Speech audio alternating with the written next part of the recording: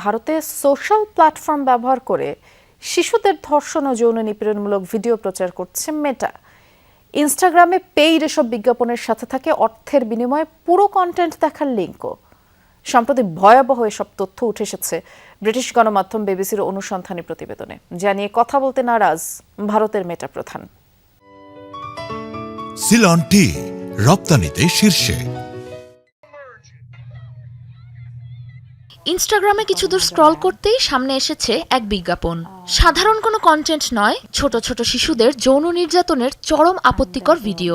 একটি লিংকের ক্যাপশনে লেখা, পুরোটা দেখতে গুনতে হবে মাত্র 99 রুপি।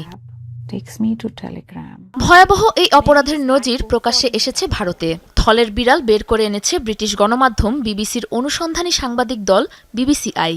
বেশ কয়েক সপ্তাহ অনুসন্ধানের পর প্রকাশিত তাদের রিপোর্টে বলা হয়েছে, শিশু ধর্ষণ ও নির্যাতনের ভিডিও ক্লিপ ব্যবহার করে সামাজিক মাধ্যম ইনস্টাগ্রামে প্রচারিত হচ্ছে ক্লিকবেইট ও পেইড অ্যাডভার্টাইজমেন্ট, যার সাথে থাকে টেলিগ্রামের লিংক, যেখানে ক্লিক করলে অর্থের বিনিময়ে মেলে পুরো কন্টেন্ট দেখার সুযোগ।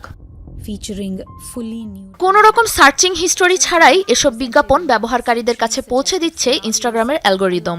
যা জানার পর সোশ্যাল মিডিয়া প্ল্যাটফর্মটিতে একটি ফেক অ্যাকাউন্ট খোলেন বিবিসিআই এর এক সাংবাদিক। এক সপ্তাহেরও কম সময়ের মাঝে শিশুদের প্রায় 30টি যৌন নিপীড়নের বিজ্ঞাপনের পাশাপাশি প্রাপ্তবয়স্কদের আপত্তিকর ও অশালীন 20টিরও বেশি বিজ্ঞাপন সামনে আসে তার।